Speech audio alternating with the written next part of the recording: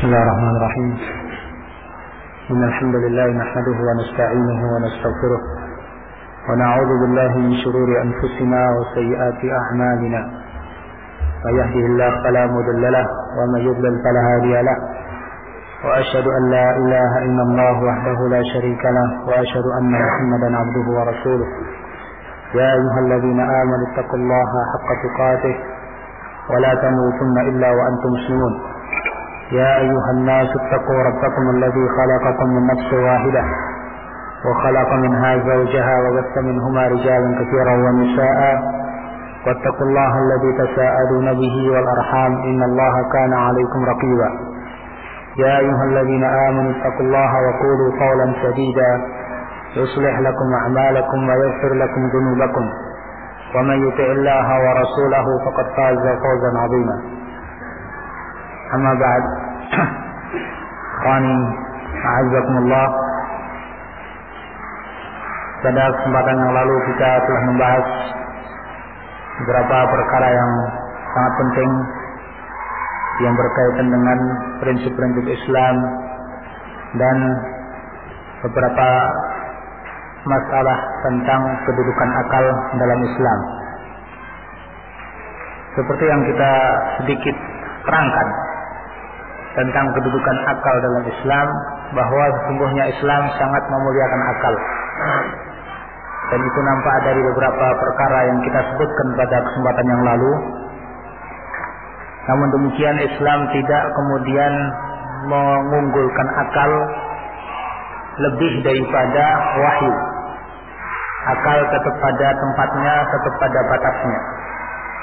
Sebagaimana kita ketahui bahwa yang namanya akal itu adalah makhluk yang ada di dalam makhluk, dan yang namanya makhluk tidak bisa disamakan ya dengan kalam ilahi, wahyu Allah Subhanahu wa taala, Al-Qur'anul Karim.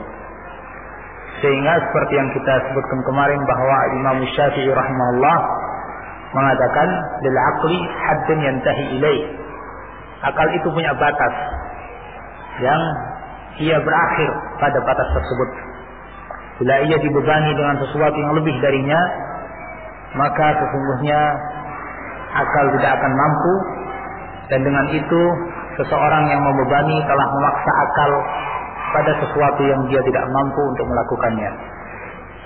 Ikhwan fillah azzakumullah, kita juga sebutkan bahwa secara ringkas gerak akal itu pada perkara-perkara selain ghaibiyat. Adapun perkara-perkara yang sifatnya gaib, maka akal tidak mampu untuk masuk ke dalamnya. Akal hanya bisa menerima wahyu ilahi yang menerangkan tentang perkara-perkara yang gaib tadi, tentang Allah Subhanahu wa taala.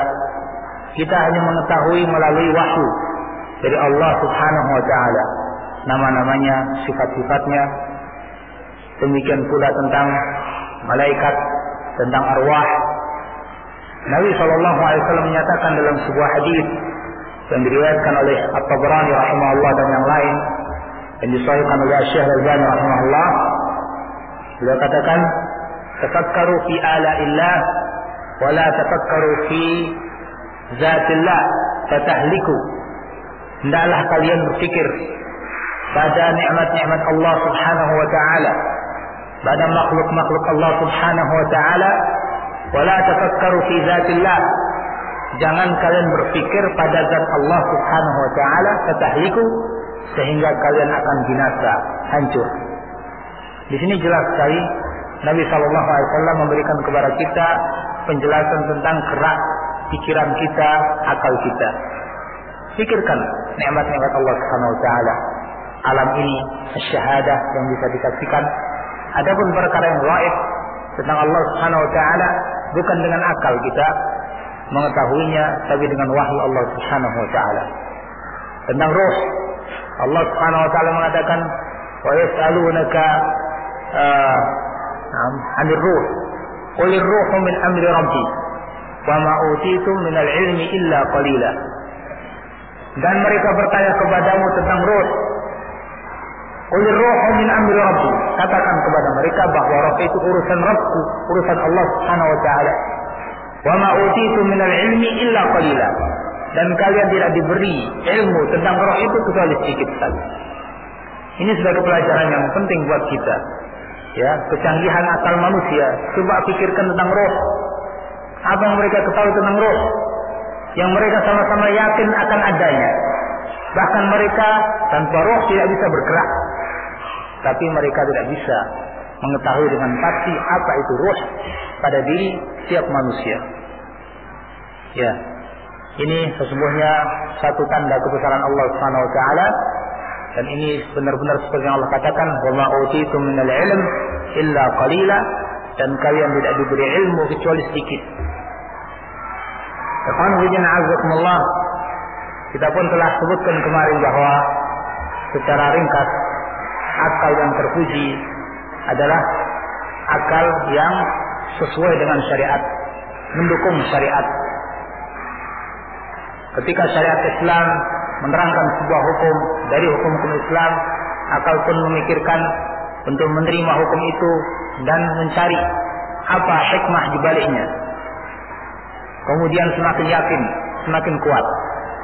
Allah syariatkan qisas, seperti itu faedahnya. Allah syariatkan rajam, seperti itu faedahnya. Allah syariatkan hukum potong tangan bagi pencuri, faedahnya seperti itu. Alhamdulillah, demikianlah akal yang mendukung syariat. Adapun akal yang tercela, maka tentu sebaliknya. Ibnu Qayyim rahimahullah menerangkan kepada kita secara ringkas bahwa ada 4 macam pendapat akal yang jelas tercela. Beliau sebutkan dalam kitabnya Al-Qawaidul Mursalah dengan pembahasan tentang ar-ra'yu. Ar-ra'yu artinya pendapat akal. Beliau katakan bahwa di antara ar-ra'yu, pendapat akal yang tercela, yang pertama adalah ar-ra'yu mukhalif bin nafs, pendapat akal yang bertolak belakang dengan nafs Al-Quran atau hadis. Ini jelas tercela. An-naw'u tsani, yang kedua, al-kalamu fi din bil khawf wa dhann ma'a at-tafriq wa at-taqsir fi ma'rifati an-nusus wa fahmiha wa istinbat al-ahkamiha. Berbicara tentang agama dengan dugaan-dugaan saja, dengan prasangka, kira-kira, ya, dugaan, dengan menyepelekan untuk mengetahui nas-nas Al-Quranul Karim, meremehkan, tidak sungguh-sungguh dalam mengetahui nas-nas Al-Quranul Karim dan sunnah Nabi, serta memahaminya dan mengambil hukum darinya. Ya. Jadi dia di satu sisi bicara tentang agama, tapi yang lebih dia pakai adalah akalnya. Dan tentu dia bicara tentang agama, ya tidak dengan ilmu yang mapan, karena tanpa pengetahuan yang mapan pula, sehingga dengan kira-kira. Dan di sisi lain tidak pernah mempelajari Al-Quran dan hadis.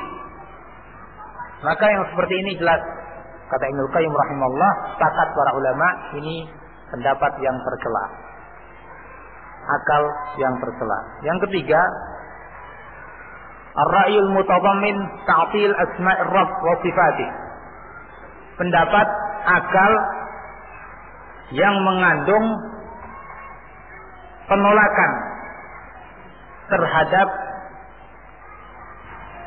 asma'ullah, nama-nama Allah Subhanahu wa taala dan sifat-sifatnya. Pendapat akal yang berakibat menolak dan tidak mempercayai nama-nama Allah dan sifat-sifatnya. Nah, ini bisa kita dapati dengan jelas pada kelompok-kelompok seperti Mu'tazilah dan yang semacam mereka, Jahmiyah. Mereka banyak menolak nama-nama Allah Subhanahu wa taala, tak percaya dengan nama Allah, tidak percaya dengan sifat-sifat Allah, mereka takwilkan, dan itu bersumber dari akal mereka. Nah, pendapat yang seperti ini langsung kita katakan ya, pendapat yang rusak, yang tercela, yang bertolak belakang dengan ayat-ayat dan hadis Nabi sallallahu alaihi wasallam. Yang keempat, ar-ra'yu alladhi uhdithat fihi al-bid'ah wa ghayyarat bihi as-sunan.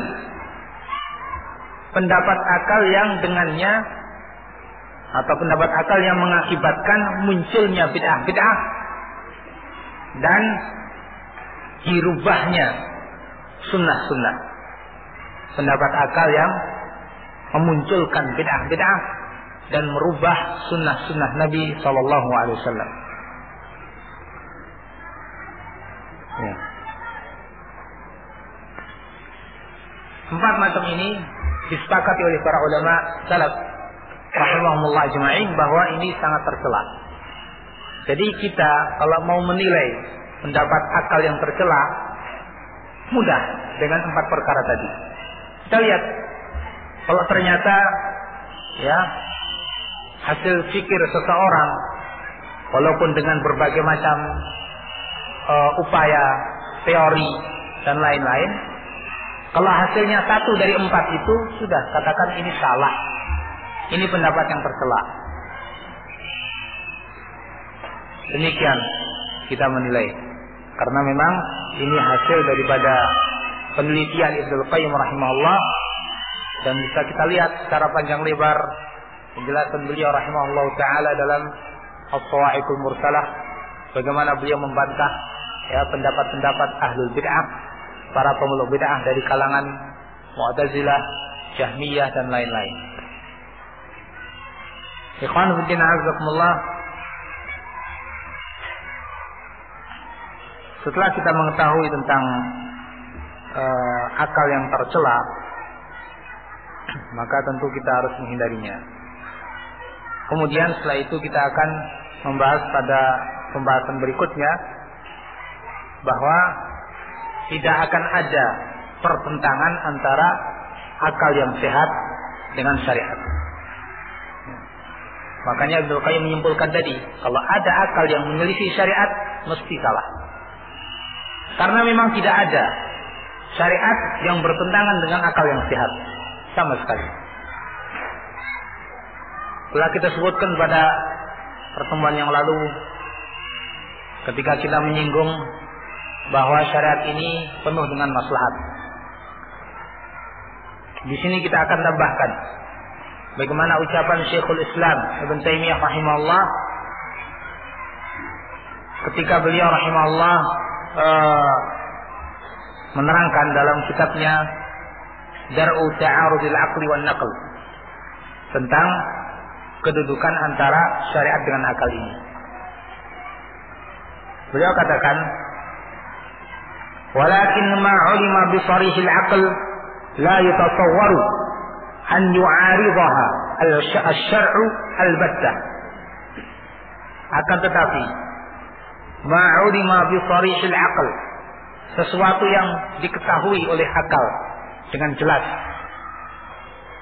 la yatasawwaru an yu'aridaha asy-syar'u, tidak tergambar akan bertentangan dengan syariat al-battah sama sekali. Ya, kita perhatikan kata beliau, sesuatu yang diketahui dengan jelas oleh akal tidak mungkin dan tidak tergambar akan bertentangan dengan syariat sama sekali.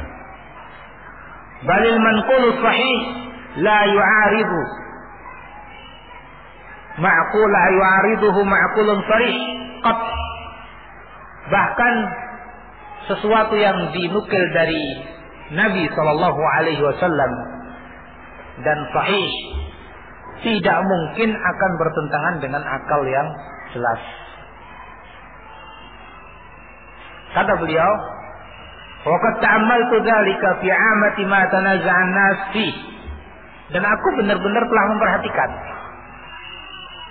pada kebanyakan masalah yang diperselisihkan oleh orang-orang. Ya, anggap masalah ini bertentangan dengan akal, masalah itu bertentangan dengan akal. Maka Ibnu Taimiyah rahimahullah mempelajari mayoritas yang mereka sebutkan dari masalah-masalah itu. Kata beliau, "Fawajadtu ma khalafan nusus as-sahihah as-sarihah syubhatun fasidah yu'lamu bil aqli butlanuha." Maka saya dapati setelah saya pelajari, ternyata apa yang dikatakan menyelisihi nas-nas yang sahih dan jelas, ternyata itu isinya syubhat-syubhat yang sangat diketahui kebatilannya dari akal itu sendiri. Ya. Demikian kata beliau. Jadi setelah beliau mempelajari ya pendapat-pendapat manusia, orang-orang, ternyata masalah-masalah yang dianggap bertentangan dengan syariat nggak cocok dengan masalah ini, ternyata justru syariatlah yang benar. Dan apa yang disebutkan sebagai masalah yang menyelisih syariat, justru itu yang salah. Dan sangat diketahui pula oleh akal salahnya. Ya. Wa nahnu na'lamu anna ar-rusul la yukhbiruna bi muhalatil 'uqul bal bi muharatil 'uqul. Dan kita sesungguhnya mengetahui bahwa para rasul itu tidak pernah memberitakan sesuatu yang mustahil menurut akal. Tidak pernah para rasul memberitahu kepada kita sesuatu yang mustahil menurut akal. Bahkan yang ada, rasul itu memberitakan perkara yang membuat akal ini terkesima. Ya, benar kalau seperti itu. Akal ini bisa terkesima dengan apa yang diberitakan oleh para rasul. Tapi kalau mustahil, tidak mungkin. Ya. Demikian penjelasan Ibnu Taimiyah rahimahullah, dan beliau seperti saya katakan tadi menjelaskan masalah ini dalam kitabnya Dar'u Ta'arudul Aqli wan Naql. Yang kitab itu memang beliau tulis untuk menghadapi orang-orang yang seperti itu, menganggap ya bahwa akal itu bisa dipakai menjadi sesuatu yang menghakimi syariat. Orang-orang Mu'tazilah dan yang sejenis mereka berpandangan semacam itu. Mereka untuk menilai sebuah dalil itu dalil yang akurat apabila dalil itu diterima oleh akal. Kalau tidak diterima oleh akal, menurut mereka ini bukan lagi dalil yang kuat. Ini hanya memberikan faedah dhanni, dugaan saja, bukan sesuatu yang pasti, yang bisa jadi seperti ini dan seperti ini, membawa kemungkinan. Maka dibantah oleh Ibnu Taimiyah rahimahullah dalam kitabnya Dar'u Ta'arudul Aqli wan Naql yang sekarang tercetak 9 jilid. Dia terangkan. Dan itu kemudian diringkas oleh Ibnu Qayyim rahimahullah dalam kitabnya As-Sawa'iqul Mursalah. Ya, Ibnu Qayyim, murid Ibnu Taimiyah rahimahullah, juga meringkas itu. Para ulama juga seperti itu terus. Bahkan sebelum itu Ibnu Qutaybah Ad-Dainuri menulis buku Ta'wil Mukhtalaful Hadits yang juga membantah orang-orang yang seperti itu. Menolak hadis, menolak ayat atau makna ayat hanya dengan landasan akal mereka. Dibuktikan bahwa secara akal justru yang benar ayat, yang benar hadis. Naam, ikhwan fillah azakumullah, mestinya kita juga seperti itu. Jangan menggunakan akal untuk menentang, tapi menggunakan akal untuk mendukung. Umar bin Khattab radhiyallahu anhu suatu saat ketika perjanjian Hudaybiyah, mungkin kita pernah mendengar tentang perjanjian Hudaybiyah.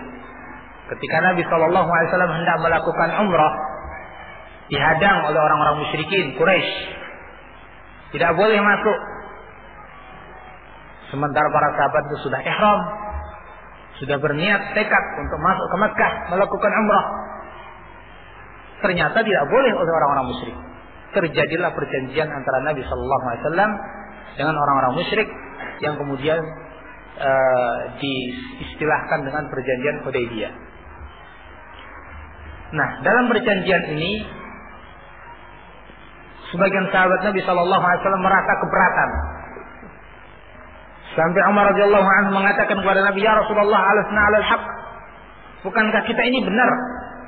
Iya, benar. Falima nu'ti ad-daniyata fi dinina? Mengapa kita rela rendah seperti ini? Ya.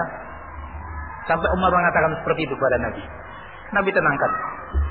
Nabi kasih tahu. Nabi nasihati Umar bin Khattab radhiyallahu anhu. Tapi Umar juga belum puas. Datang kepada Abu Bakar radhiyallahu anhu, mengatakan kata-kata yang sama. Maka Abu Bakar pun mengatakan apa yang dikatakan Rasulullah. Nah, itu juga saya seperti itu. Ya, bagaimanapun akhirnya Umar harus menerima, harus pasrah dengan apa yang ditentukan oleh Rasulullah SAW. Sementara pandangan Umar, menurut akal pikirannya, kita seolah-olah kalah. Ya, dan begitu pula beberapa sahabat yang lain. Setelah itu Nabi SAW pulang, mengurungkan niatnya untuk melakukan umrah bersama para sahabatnya pulang. Ya, kemudian di tengah perjalanan Nabi SAW mendapatkan wahyu dari Allah Subhanahu Wa Taala berupa surat Al-Fath. Diwahyukan oleh Allah Subhanahu Wa Taala tentang surat Al-Fath, tentang akan dibukanya kota Makkah. Ikhwan fillah azakumullah. Setelah kemudian beberapa saat, beberapa tahun atau beberapa bulan setelah itu, nampak mulai jelas sisi positif perjanjian Hudaybiyah. Walaupun nampaknya secara akal kalah, tapi ternyata hari demi hari semakin nampak justru dengan perjanjian Hudaybiyah itu menguntungkan muslimin. Orang-orang yang dilarang masuk ke Madinah, mereka akhirnya menyendiri di suatu kota, suatu daerah. Di antara perjanjian Hudaybiyah itu poinnya, kalau ada orang Islam yang mau masuk ke Makkah, dipersilahkan perorangan. Tapi kalau orang yang masuk Islam mau ke Madinah, jangan boleh. Sampai ada yang ketika itu seorang yang bernama Abu Jandal baru masuk Islam. Dia dalam perjanjian itu langsung bergabung dengan Nabi SAW. Kata orang-orang musyrik, ini pertama kali harus dilaksanakan poin perjanjian ini. Kembalikan dia ke Mekah. Maka dikembalikan. Para sahabat sangat sakit ketika itu. Kenapa? Ini teman kita. Kita harus berjuangkan. Tapi bagaimanapun keputusan Nabi, kembalikan. Ini perjanjian. Akhirnya orang-orang yang semacam Abu Jandal tadi, ya mereka nggak ke Madinah untuk memenuhi perjanjian itu. Akhirnya mereka beberapa orang bersatu di sebuah daerah. Satu lagi masuk, satu lagi bergabung menjadi beberapa orang. Nah, ini akhirnya menjadi penghambat buat perjalanan dagang orang-orang Quraisy. Mereka marah. Kita harus melakukan pembalasan kepada orang-orang Quraisy itu. Ketika mereka melakukan perdagangan ke daerah-daerah tertentu, mereka hadang. Mau pulang, mereka hadang. Terus, akhirnya kacau sendiri orang-orang Quraisy. Satu di antara mereka disuruh pulang. Ya sudah, pulang. Tanpa senjata, mereka mau melawan orang Quraisy yang membawa senjata, tidak bisa. Ikut saja. Akhirnya di tengah-tengah perjalanan mereka istirahat.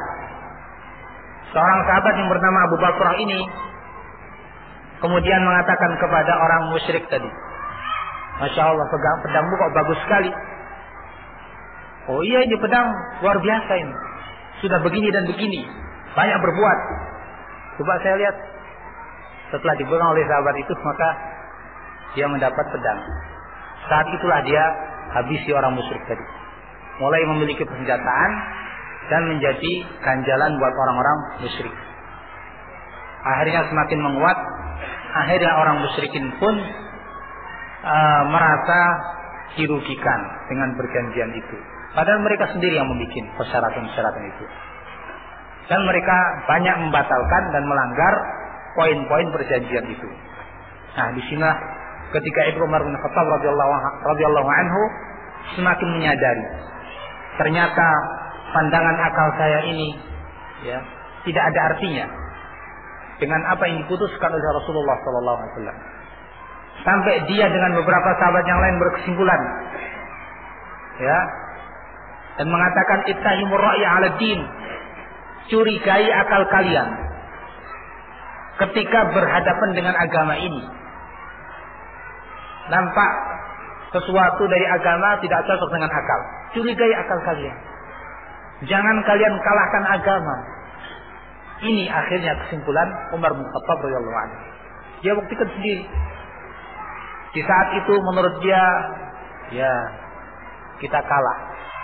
Tapi ternyata perjanjian yang diputuskan Nabi SAW, yang tentu itu bimbingan dari Allah Subhanahu Wa Taala, membawa dampak positif yang sangat besar bagi kaum muslimin. Ikhwan fillah azakumullah, Ibnu Qayyim rahimahullah akhirnya juga menyimpulkan juga dalam kitabnya As-Sawa'iqul Mursalah, kata beliau, "Idza ta'arada an-naql wa hadhihi al-'uqul, ukhidha bin-naql as-sahih."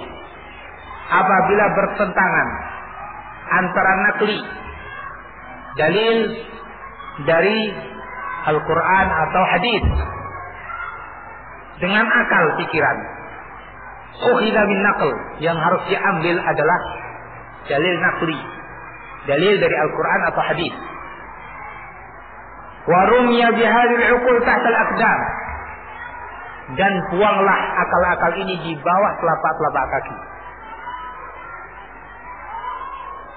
Nah, wa huttat haitsu haqqaha Allah wa ashabaha, dan letakkanlah akal itu di mana Allah letakkan ia, dan Allah letakkan para pemilik akal itu.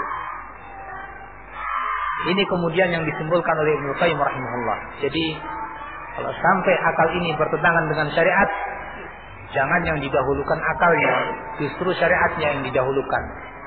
Adapun akal pikiran letakkan di bawah kakimu, jangan dipakai untuk menentang hukum syariat.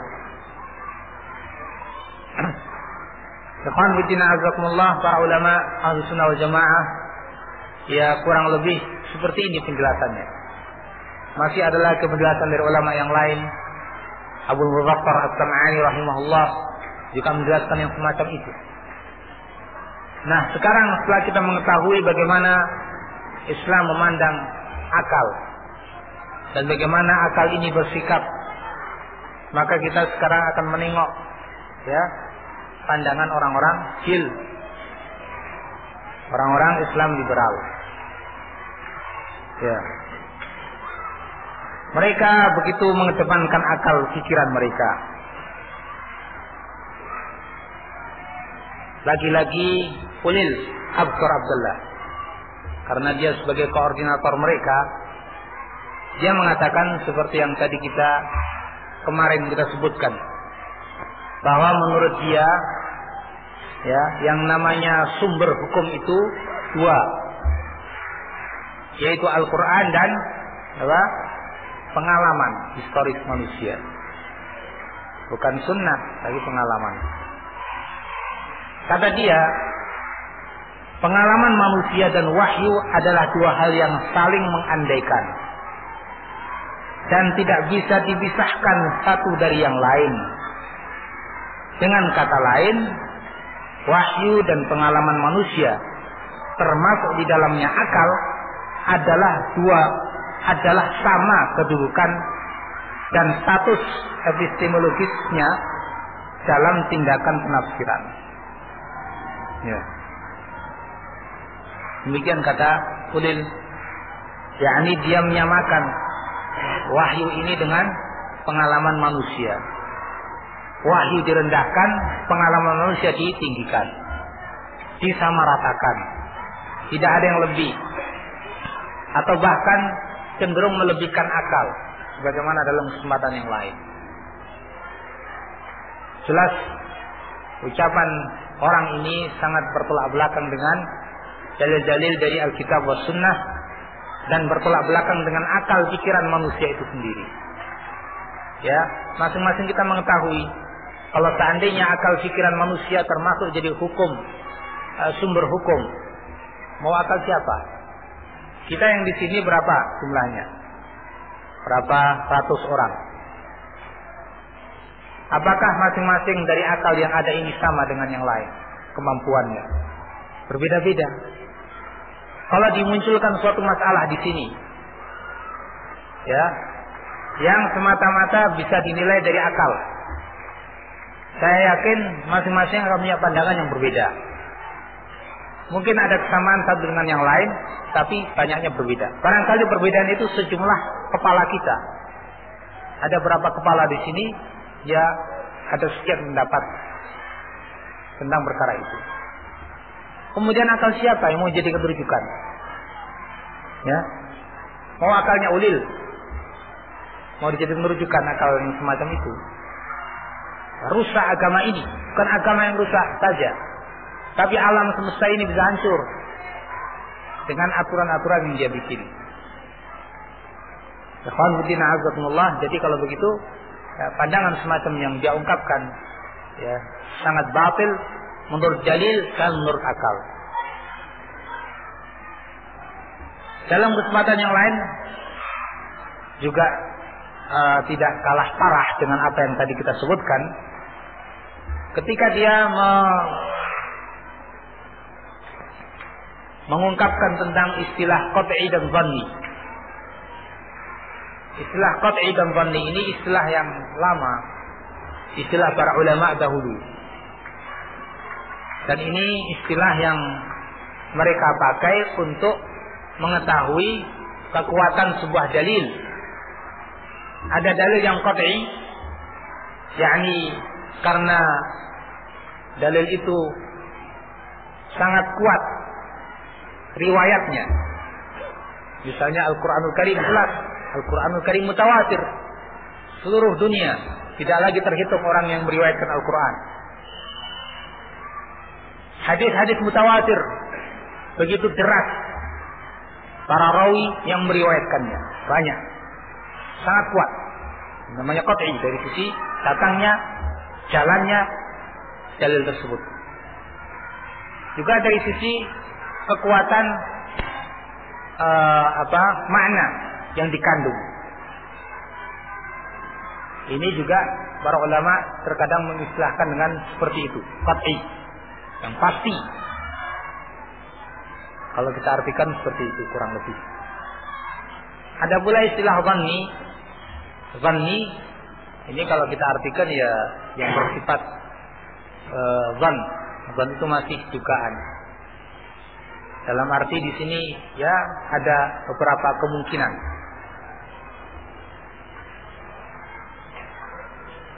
Para ulama rahimahumullah telah menjelaskan apa itu yang dinamakan qat'i dan dhanni dalam buku-buku ushul fiqh. Yang ringkasnya, kalau secara riwayat ya jelas Al-Quran qat'i, hadis-hadis mutawatir qat'i, bahkan banyak dari hadis-hadis ahad ya qat'i. Nah, kemudian tentang isinya juga seperti itu. Banyak para ulama mengetahui dengan mantap apa yang disebutkan dari makna-makna yang terdapat dalam hadis, apa-apa yang disebutkan dalam Al-Quran, sampai kepada derajat yang sangat mantap mereka mengetahui karena keilmuan yang mereka miliki begitu luas. Ada dalil-dalil yang mungkin dari sisi makna masih perlu diperjelas. Ini maksudnya seperti apa? Ya. Nah, ulil ini ingin memakai istilah ini untuk memperalat, untuk dia jadikan sebagai alat menolak ayat-ayat Al-Quran dan hadis Nabi Sallallahu Alaihi Wasallam. Dia ambil istilah qat'i dan dhanni, tapi dia definisikan dengan definisi dia sendiri. tidak mengikuti definisi para ulama rahimahumullah. Nah, ini parah kalau seperti ini. Ini namanya menipu. Karena apa? Karena para ulama mengenal istilah qat'i dan dhanni seperti yang diterangkan dalam buku-buku ushul fiqh. Seperti itu maksudnya. Sehingga kalau ada orang mengistilahkan qat'i dan dhanni, ya mestinya seperti yang telah ada. Tapi ternyata ini pakai istilah yang sama dengan makna yang berbeda. Akhirnya orang tertipu.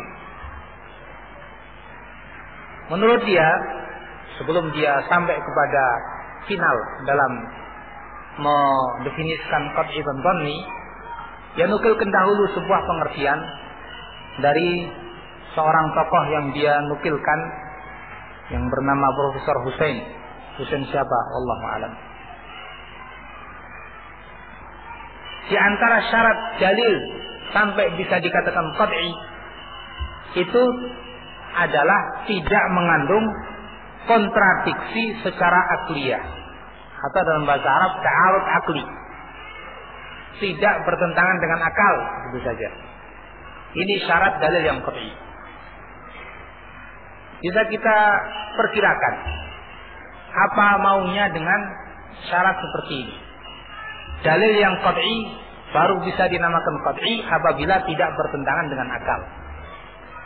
Kita pun kembali seperti tadi, akal siapa? Ya. Akal manusia sangat berbeda-beda. Kalau dikatakan seperti itu, maka masing-masing manusia akan menilai sendiri dengan penilaian-penilaian pribadinya. Kalau kemudian teori ini dipegang oleh para ahlul ahwa, para pengikor hawa nafsu, maka akan semakin kacau. Ketika melihat ayat yang tidak sesuai dengan hawa nafsunya, dia katakan menurut saya tidak sesuai dengan akal. Maksudnya apa? Mau menolak ayat itu. Ketika ada hadis yang tidak cocok, dia pun mengatakan menurut saya tidak sesuai dengan akal. Dia tolak. Kan jadinya seperti ini. Nah, di sini kita melihat bagaimana dia mendudukkan akal ini sebagai apa? Justru sebagai hakim terhadap syariat. Akal inilah yang mengatur syariat akhirnya. Bukannya akal ini mengikuti aturan syariat, mengikuti bimbingannya, tapi justru ia dudukkan pada kedudukan yang sangat tinggi, yaitu sampai menghukumi syariat. Dialah yang menghukumi benar dan salahnya, qat'i dan dhanninya, bisa diterima atau tidaknya. Para ulama rahimahumullah juga membantah ya, pandangan seperti ini. Seperti yang tadi saya katakan, ya, Ibnu Qayyim, Ibnu Taimiyah, Al-Muallimi. Yang jelas kita pun secara akal, apalagi secara dalil, melihat bagaimana kacaunya teori semacam ini. Ya, tidak ada dhabit yang mapan, tidak ada patokan yang mapan. Kalau dikatakan seperti itu, tidak ada patokan yang mapan. Akalnya siapa? Akalnya anak kecil atau anak besar? Akalnya orang yang sudah tua, orang yang berpendidikan, atau akalnya orang yang kurang berpendidikan? Sudah kacau akhirnya. Yang seperti itu kok malah mau dijadikan sebagai hakim terhadap dalil-dalil syar'i. Nah, ini parahnya para penyanjung akal. Bahkan lebih parah lagi, atau ya kurang lebih sama parahnya, masih bergandengan. Dia pun berpandangan seperti pandangan orang-orang Mu'tazilah, di mana mereka mengatakan bahwa akal ini saja bisa mengetahui kebaikan dan keburukan tanpa bimbingan syariat. Demikian kata mereka, kata ulil ini. Dan ini sebetulnya pembahasan yang sudah lama pula, ya, yang diistilahkan oleh para ulama at-tahsin wa taqbih al-aqliyat, penilaian baik dan buruk secara akal. Bisakah akal menilai sendiri baik dan buruknya sesuatu? Menurut orang-orang Mu'tazilah bisa, tanpa syariat. Nah, ini yang dijadikan oleh ulil absar Abdullah sebagai pandangannya, bahwa akal bisa menilai baik dan buruk sesuatu tanpa pandangan tanpa bimbingan syariat. Ya, kurang lebih akhirnya seperti tadi. Maksudnya untuk apa? Untuk senjata dia dalam mengotak-atik aturan agama ini. Ikhwan fillah azakumullah, yang benar menurut penjelasan para ulama, akal ini ya terhadap sesuatu yang ada ini bisa menghukumi suatu masalah berbeda dengan keadaan yang dihukumi. Ada suatu masalah yang sangat jelas, fitrah manusia Allah ciptakan mengetahui perkara itu. Misalnya yang namanya jujur, itu semua orang tahu kalau itu baik. Yang namanya dusta, semua orang tahu kalau itu jelek. Yang seperti ini akal bisa tahu, walaupun tanpa bimbingan syariat. Tapi ingat, ya, masalah ganjaran di akhirat, balasan di akhirat tidak bisa ditentukan kecuali setelah datangnya syariat. Dia hanya sekedar tahu masalah ini saja. Titik. Masalah hukum Allah yang nanti berakibat ganjaran, balasan di akhirat ini harus sesuai dengan ketentuan syariat. Ada pula perkara-perkara yang tidak mungkin sama sekali akal bisa menentukan baik dan buruknya kecuali setelah datangnya syariat. Dan ini ya anggap seperti perkara-perkara ibadah. Kebanyakan seperti itu. Kebanyakan seperti itu. Dia baru tahu setelah ada penjelasan dari syariat. Ada perkara yang lain, ketiga, ya, baiknya sesuatu itu bila ditinjau dari sisi apa? Perintah syariatnya. Kalau kita melihat dari sisi akal barangkali tidak pas. Contohnya apa? Perintah Allah Subhanahu wa taala kepada Nabi Ibrahim untuk menyembelih anak. Bagaimanapun kita kalau memandang secara akal saja, bagaimana kau menyembelih anak itu? Secara akal saja tidak bisa menerima. Tapi kita katakan baik dari sisi apa? Dari sisi perintah Allah kepada Nabi Ibrahim sebagai bentuk ujian kepada Nabi Ibrahim alaihi salatu wassalam. Nah, jelas yang seperti ini akal kita tidak bisa. Semakin jelas kelemahan akal kita. Kita mengetahuinya jelas dari sisi syariat, dari sisi ini sebagai perintah Allah yang Allah perintahkan kepada Nabi Ibrahim sebagai ujian untuk menguji keimanannya. Ya, seperti itu. Tidak seperti orang-orang Mu'tazilah yang mengatakan akal sendiri bisa menilai secara mutlak tanpa bimbingan syariat. Kita telah contohkan kemarin bahwa para ulama mengandaikan akal pikiran ini dengan syariat bagaikan mata dengan matahari atau mata dengan cahaya. Akal itu mata, cahaya itu syariat.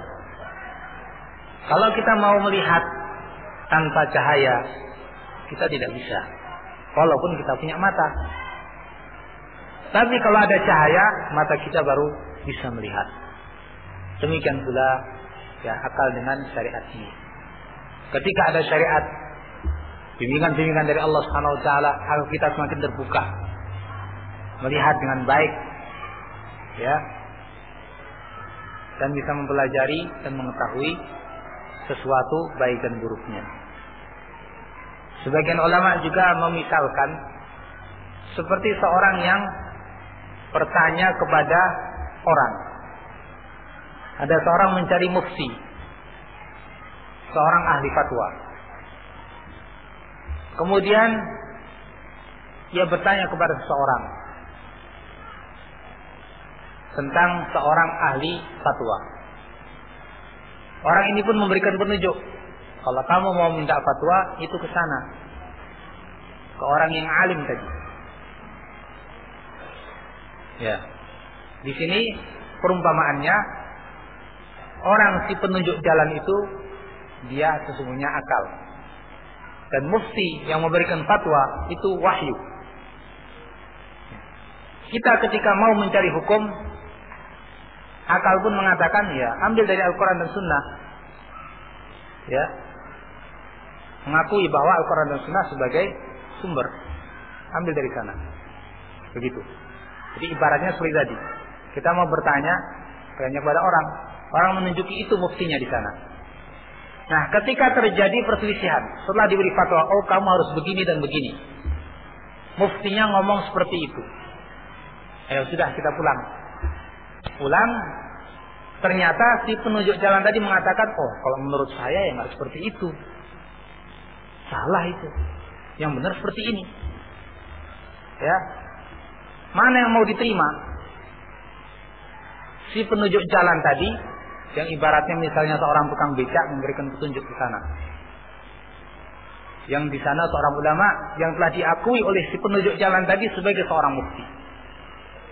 Tentu kalau ada perselisihan yang kita ambil ucapan mufti, bukan ucapan penunjuk jalan tadi. Dia sekedar penunjuk jalan. Begitu pula ketika akal ini bertentangan dengan syariat. Ya, syariat mengatakan seperti ini, akal mengatakan seperti ini. Ya, ambil syariat. Akal ini sudah mengakui syariat sebagai sesuatu yang datang dari Allah Subhanahu wa taala. Kan seperti itu. Demikian disebutkan oleh para ulama, Ibn Taimiyah rahimahullah dan Ibn Abil Izz rahimahullah dalam bukunya Syarah Aqidah Tahawiyah. Ikhwan fillah azakumullah, ini yang diterangkan oleh para ulama. Kemudian di sini kalau kita mau melihat sejarah bahwa orang-orang yang menggunakan akal pikiran mereka untuk menolak syariat, ini sesungguhnya mewarisi tata cara iblis. Mereka mewarisi tata cara iblis. Ibnul Qayyim rahimahullah mengatakan dalam kitabnya As-Sawa'iqul Mursalah, inna mu'aradatal wahyi bil aqli mirathun 'an Syekh Abi Murrah fa huwa awwalu man 'arada as-sam'a bil aql wa qaddamahu 'alayhi. Sesungguhnya menyelisihi wahyu dengan akal, menentang wahyu dengan akal, ini adalah warisan Syekh Abu Murrah. Siapa itu Abu Murrah? Murrah itu artinya pahit. Ya, Syekh Abu Murrah. Kalau kita lihat siapa sih Abu Murrah? Lihat dalam kitab Tahdhib al-Asma' wal Lughat karya An-Nawawi rahimahullah. Al-Imam An-Nawawi rahimahullah punya kitab yang berjudul Tahdhib al-Asma' wal Lughat. Buka di situ. Syekh Abu Murrah. Syekh Abu Murrah adalah iblis. Ya, jadi iblis juga punya kunyah, namanya kunyahnya Abu Murrah. Nah, kata Ibnul Qayyim rahimahullah, jadi ini warisan Abu Murrah, warisannya iblis. Fahuwa awwalu man 'arada as-sam'a bil 'aql. Dia yang pertama kali menolak, ya, menolak wahyu dengan akal pikiran. Wa qaddamahu 'alaihi, dan lebih mengunggulkan akal pikiran daripada wahyu. Yang pertama kali iblis. Jadi naudzubillah, ini kalau dikatakan warisan ya sejelek-jelek warisan. Nabi punya warisan, yaitu ilmu. Iblis punya warisan, ini warisannya. Yang diwarisi oleh orang-orang di antaranya ahli warisnya orang Indonesia. Nah, seperti Ulil dan TS-nya. Ya. Mas Dar, Mas Udi, siapa lagi? Nah, dari tokoh-tokoh mereka, Harun Nasution dan lain-lain. Ikhwan fillah azakumullah. Setelah kita mengetahui hakikat ini, kita mungkin bertanya, kapan iblis mengatakan seperti itu? Kita ingat, kita baca dalam surat Al-Baqarah, ketika Allah Subhanahu wa taala perintahkan iblis untuk sujud kepada Nabi Adam alaihi salatu wassalam, apa katanya? Ya, wa id qulna lil malaikati isjudu li Adam fasajadu illa iblis aba wastakbar wa kana minal kafirin. Dan ingatlah tatkala kami katakan kepada para malaikat, usjudu li Adam, sujudlah kalian kepada Adam. Fasajadu illa iblis, mereka semuanya sujud kecuali iblis. Aba wastakbar, ia menolak dan sombong. Wa kana minal kafirin, dan ia termasuk orang-orang kafir. Dalam ayat yang lain iblis mengatakan, a'asjudu liman khalaqta tina, apakah saya mau sujud kepada orang yang kamu ciptakan dari tanah? Ana khairun min, khalaqtani min nar wa khalaqtahu min tin. Saya lebih bagus daripada dia. Engkau ciptakan aku dari api, engkau ciptakan dia dari tanah. Ya. Di sini iblis tidak mau menerima perintah Allah Azza wa Jalla, tidak mau menerima wahyu yang langsung kepadanya Allah berikan. Hanya dengan akal pikirannya, ia merasa lebih baik daripada Nabi Adam. Dengan akalnya dia menyimpulkan kalau api lebih baik daripada tanah. Kalau begitu saya lebih baik daripada Adam. Buat apa saya sujud kepada Adam? Ya. Jadi ini yang pertama kali terjadi, mengingkari ayat Al-Quran dengan akal pikiran. Yang ternyata juga akalnya iblis ini dangkal. Salah juga kalau dikatakan bahwa api lebih baik daripada tanah. Para ulama rahimahullah menerangkan, seperti Ibnu Qayyim juga menerangkan, bahwa sebetulnya tanah lebih bagus daripada api. Sifat-sifatnya lebih bagus daripada api. Contoh sederhana, tanah menumbuhkan tumbuhan-tumbuhan yang sangat bermanfaat. Kita makan beras dari mana? Padi dari tanah. Buah-buahan tanah. Ya. Kalau api sifatnya apa? Membakar dan merusak.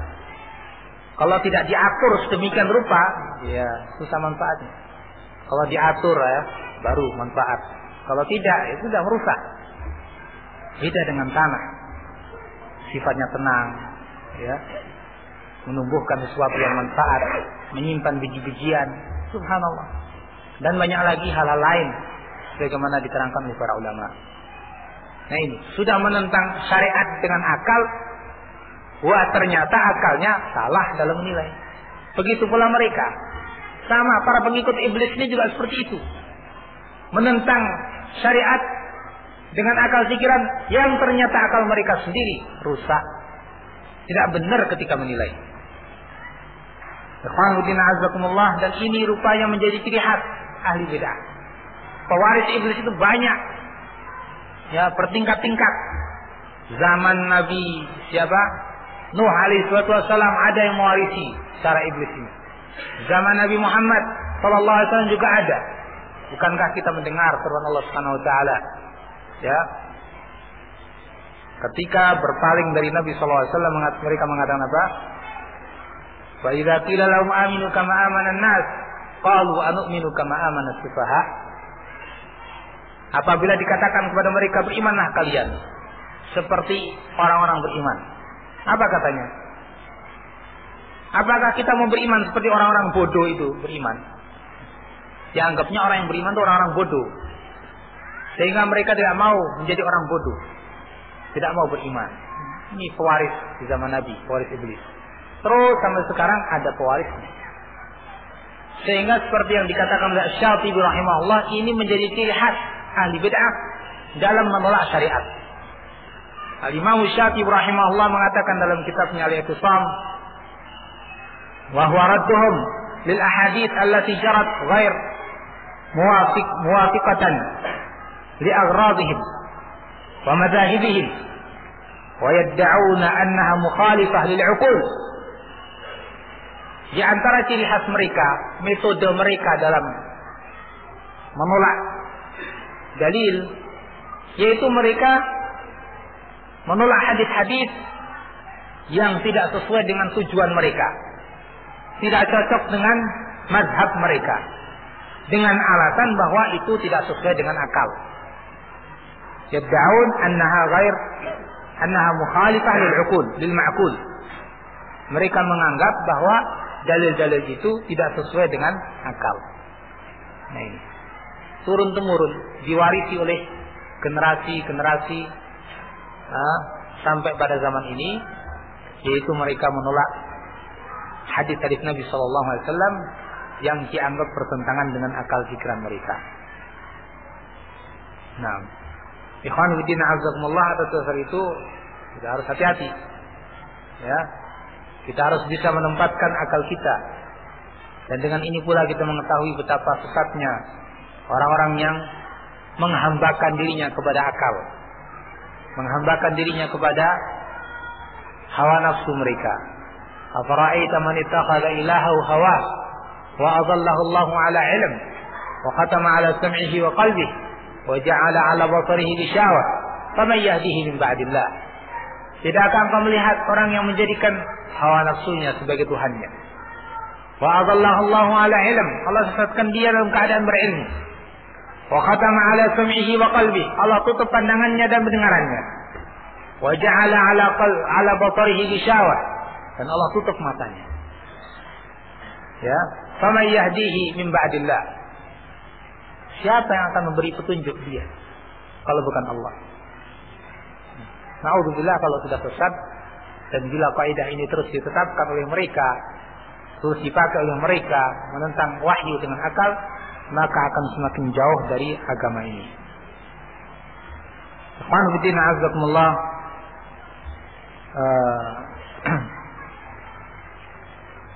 Di sini kita akan membahas pembahasan berikutnya setelah kita mengetahui tentang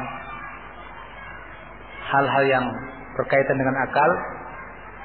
Di antara perkara yang mesti kita ketahui adalah sebab-sebab mengapa mereka sesat. Mereka sejauh itu melangkah. Kita mengetahui sebab-sebab ini supaya kita menghindari. Di antara sebab-sebab yang menjadikan orang-orang sesat, termasuk jil, adalah karena mereka tidak memahami hikmah dari syariat-syariat Allah Subhanahu wa taala. Dengan kata lain, bodoh terhadap hikmah-hikmah pada syariat Allah Subhanahu wa taala. Kita telah menyinggung pada kesempatan yang lalu bahwa syariat Islam penuh dengan hikmah. Tidak bisa kita menilai syariat Allah itu bahwa itu bertentangan dengan hikmah atau keadilan. Justru sebaliknya penuh dengan hikmah dan keadilan. Ibnu Qudamah dalam kitabnya Mukhtasar Minhaj Al-Qasidin menerangkan kepada kita untuk membantu kita mengetahui hikmah-hikmah syariat Allah. Beliau klasifikasikan menjadi 3. Di antara kewajiban-kewajiban syariat itu, yang pertama adalah sesuatu yang murni ibadah. Contohnya apa? Contohnya melimpar jumroh. Kalau haji, di antara syariatnya apa? Melimpar jumroh Aqabah. Melimpar 7 kali. Ya. Ini murni ibadah. Kalau dilihat faedahnya secara akal, kita susah mendapatkannya. Mencium Hajar Aswad, ini ibadah murni seperti ini. Juga seperti tadi. Kalau kita lihat faedahnya secara akal, susah kita mendapatinya. Tapi ingat bahwa semua syariat Allah ada hikmahnya, ada maslahatnya. Termasuk yang seperti ini jelas hikmahnya. Apa itu? Kata Ibnu Qudamah rahimahullah, tujuannya adalah untuk menguji iman seseorang, ketundukan seseorang kepada agama Allah Subhanahu wa taala. Ya. Ini hikmahnya. Kalau perkara yang jelas, misalnya kita diperintahkan memberikan makan kepada fakir miskin, jelas. jiwa ini ya akan sangat semangat untuk melakukannya, karena kita melihat betapa faedahnya itu besar. Dan terkadang belum diperintah saja kita sudah melakukan. Melihat kasihan, kita makan setiap hari, dia masak sehari saja belum mesti makan, kita beri. Nah, jadi orang mau mengamalkannya gampang, enteng. Tapi kalau semacam mencium hajar aswad, ya, melempar jumrah Aqabah, orang barangkali mau mengamalkannya berpikir dulu, ini manfaatnya apa? Ya. Maka ketahuilah, sesungguhnya ini untuk menguji ketundukan manusia kepada perintah Allah. Sampai di mana ketundukannya kepada syariat. Kalau dia benar-benar tunduk, maka dia akan lakukan. Ternyata hikmahnya besar. Ya, jangan menilai hikmah itu sesuatu yang katon saja, yang kelihatan saja. Makanya Umar bin Khattab radhiyallahu anhu, orang semacam beliau, ya, tidak diragukan bagaimana kepinterannya, kecanggihan akalnya, kekuatan fisiknya, tidak diragukan. Ketika dia ingin mencium hajar aswad, dia katakan, inni a'lamu annaka hajar. Saya tahu kamu itu batu. La tadurru wa la tanfa'. Enggak bisa memberi madarat, enggak bisa mencelakakan saya. Enggak bisa pula memberi manfaat saya. Walaula anni ra'aitu Rasulullah sallallahu alaihi wasallam yuqabbiluka, ma qabbaltuka. Seandainya saya tidak melihat Rasulullah mencium kamu, saya tidak akan mencium kamu. Ini bagaimana ketundukan seorang semacam Umar bin Khattab radhiyallahu anhu. Ya, dia tidak menentang syariat ini dengan akalnya seperti orang-orang semacam Ulil dan lain-lain, ya, dari komplotannya. Tidak. Umar paham sekali ini batu, tidak bisa memberi manfaat, tidak bisa pula memberi madarat. Tapi karena ketundukan kepada syariat, membuktikan bagaimana penghambaannya kepada Allah, dia tunduk patuh apapun perintah Allah Subhanahu wa taala. Maka dia cium hajar aswad. Ini yang pertama, ya. Ada perintah agama yang murni ibadah. Yang kedua, lawannya, sebaliknya, yaitu anjuran yang murni bersifat anjuran, ya, yang penting dilakukan. Seperti misalnya membayar hutang. Ya, membayar hutang itu kan perintah agama, ya. Atau menanggung tanggungan-tanggungan yang kita rusak, ya, merusakkan barang orang, ya, diganti. Kan diperintahkan oleh agama. Ini berbeda dengan yang pertama tadi. Kalau ini jelas sekali, hikmahnya apa jelas sekali. Murni di sini anjuran untuk lakukan. Itu. Hikmahnya jelas. Yang ketiga adalah perkara yang terpadu antara yang satu dan yang dua. Sebagai contoh misalnya membayar zakat. Di satu sisi membayar zakat manfaatnya jelas, yaitu untuk membantu 8 asnaf, 8 orang-orang yang berhak menerima zakat, seperti yang Allah sebutkan dalam surat At-Taubah. Ini dari sisi hikmah yang jelas, yang tampak. Tapi juga di sana ada sisi ubudiyah. Jelas ada sisi ubudiyahnya. Ya, membayar zakat dengan aturannya, dengan nisabnya, berapa yang dikeluarkan, dan seorang ketika membayarkan karena Allah Subhanahu wa taala melaksanakan syariatnya. Orang yang menerima zakat mendoakan orang yang membayar zakat, dan yang semacam itu yang menunjukkan kepada kita ini jelas juga punya nilai ubudiyah, penghambaan diri kepada Allah Subhanahu wa taala dengan membayar zakat. Ya, dan ini jangan kita kesampingkan nilai ubudiyahnya juga. Jangan menilai sisi maslahat yang zahir, yang lahiriah. Nilai pula maslahat yang sifatnya ubudiyah, ya, yang menunjukkan ketundukannya kepada syariat Allah Subhanahu wa taala. Nah, hukum-hukum syariat enggak lepas daripada ini. Tapi orang-orang semacam orang-orang liberal tidak mau memikirkan semacam itu. Kita melihat bagaimana sikap para ulama menggali hukum-hukum Islam dan hikmah-hikmah. Tapi mereka menggali filsafat-filsafat yang diimpor dari barat untuk menentang hukum Islam. Ya. Mereka tidak tahu hikmah-hikmah hukum-hukum Allah. Justru mereka cenderung menentang hukum-hukum Allah Subhanahu wa taala. Jilbab, coba mereka pikirkan hikmahnya, mestinya gitu. Jangan bagaimana memikirkan menentang jilbab. Yang dipikirkan bagaimana teorinya ini untuk menentang jilbab. Itu yang dipikirkan. Na'udzubillah min dzalik. Nah, ini menyebabkan mereka sesat. Karena tidak tahu hikmah-hikmah tadi, ya, atau tidak mau mempelajari, sehingga mereka sesat. Sebab kesesatan yang lain, yang kedua,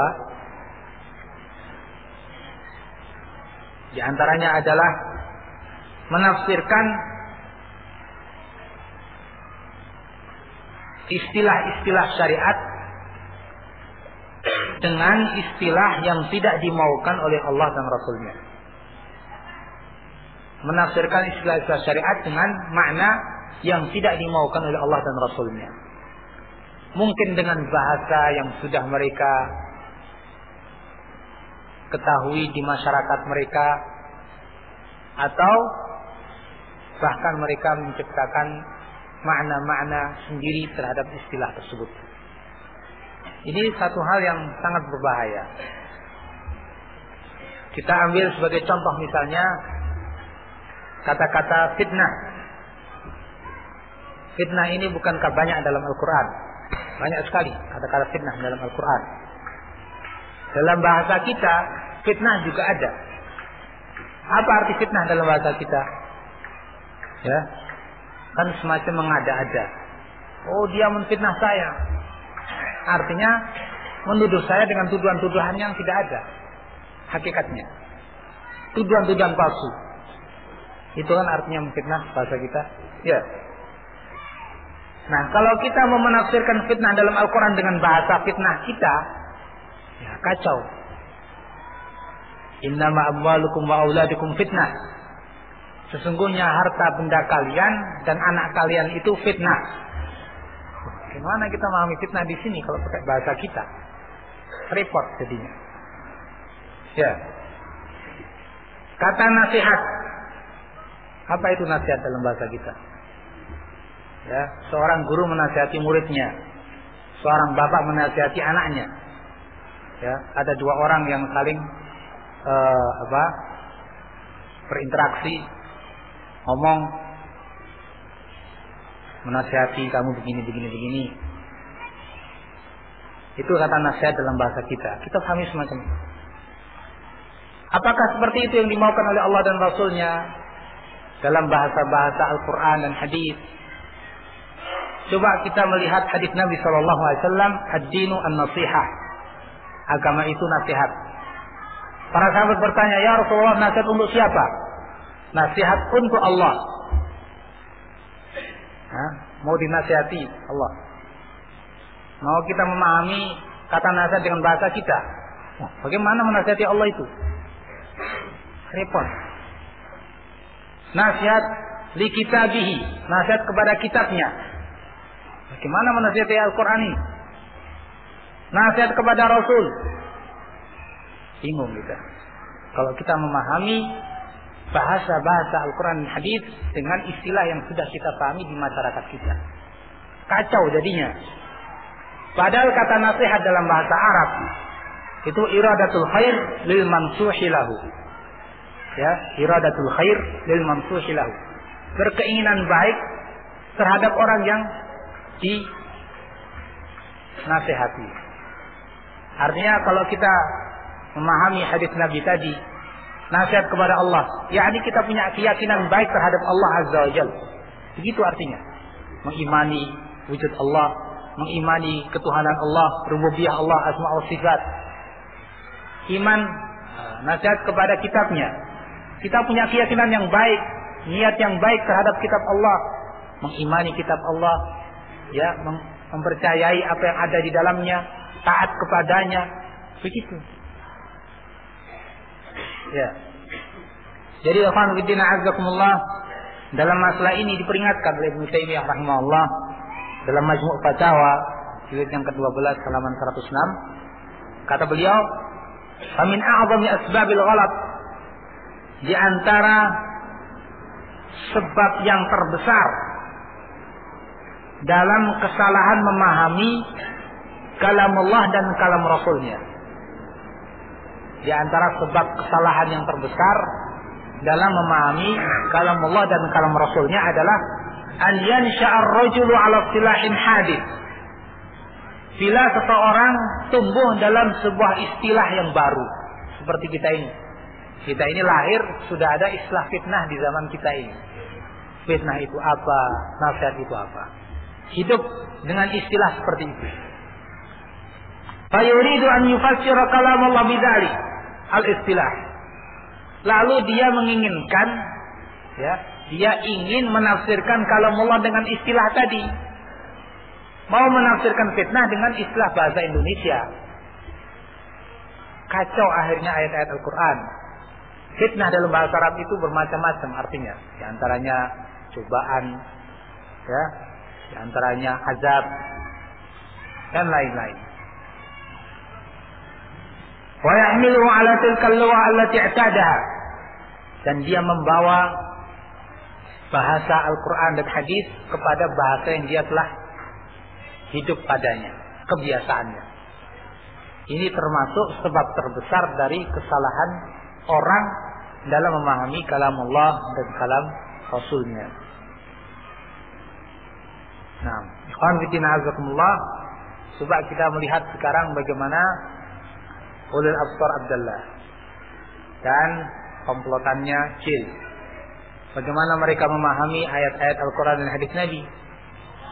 Mereka ini bukan sekedar menafsiri ayat atau hadis dan istilah syar'i dengan bahasa yang sudah ada, bukan. Tetapi lebih parah daripada itu, mereka membuat istilah baru. Ya, istilah jilbab misalnya. Jilbab. Istilah jilbab itu apa? Nah, kalau dalam bahasa syariat jelas, pakaian yang menutup aurat, ya, wanita, tidak menampakkan, tidak membentuk auratnya, tidak bisa diterawang dari luar, ya, menutup auratnya, lebar dan begitu. Seperti diterangkan oleh para ulama. Tapi kalau menurut ulil ini, yang namanya jilbab itu adalah pakaian, ya, pakaian standar kepantasan. Pakaian yang sesuai dengan standar kepantasan. Ya, standar kepantasannya siapa ini? Standar kepantasan di sini nggak tahu seperti apa. Standar kepantasan di Hollywood seperti apa? Ya, standar kepantasan di Australia di musim panas seperti apa? Masya Allah, berjilbab semua itu orang-orang kafir. Taat semua. Justru orang muslimah, ya, muslimah yang pakai jilbab betulan, yang hidup di tengah orang-orang kafir, ini bukan namanya berjilbab kalau gitu. Nggak standar itu pakaiannya, nggak pantas. Menyelisih pakaian orang-orang kafirat. Nah ini salah satu contoh bagaimana memahami kalamullah dengan bahasa dia. Nggak tahu bahasa Pati atau bahasa mana. Dia itu orang Semarang, Pati Semarang. Mungkin bahasa Pati yang dia pakai untuk memahami itu. Ya. Dan beberapa istilah mereka ingin apa? Rubah. Yang namanya Islam dirubah. Yang namanya Islam yang penting berserah diri. Ya. Ya, kalau kata Islam aslama yuslimu artinya menyerahkan. Tapi kata muslim punya pengertian sendiri. Apa itu yang namanya muslim? Ya. Orang Nasrani walaupun berserah, bagaimanapun dia menyerahkan dirinya, kalau tetap dalam agama Nasrani bukan muslim. Yahudi juga seperti itu. Tapi mereka ingin rubah kata Islam dengan Islam mereka, difahami dengan Islam mereka. Kata kafir, ya, Jalaluddin Rahmat misalnya, namanya kafir itu ya sekedar label moral saja, sekedar itu, ya, bukan itu suatu tab kekafiran artinya ingkar kepada Allah, kepada rukun iman, bukan, sekedar masalah moral. Tidak ada kata mereka yang namanya orang-orang Yahudi dan Nasrani disebut kafir. Dan berbagai macam lontaran-lontaran mereka yang intinya seperti tadi. Memahami kalam Allah dan kalam Rasul dengan istilah-istilah yang asing. Bukan istilah yang dimaukan oleh Allah dan Rasul. Ini termasuk sebab terbesar dari kesalahan-kesalahan dan kesesatan-kesesatan mereka sehingga menyimpang begitu jauh dari agama ini. Ya. Dan 11. Istirahat dulu. Allah Ta'ala a'lam bishawab. Ya, mungkin yang capek-capek istirahat dulu, nanti kita lanjutkan. Alhamdulillah.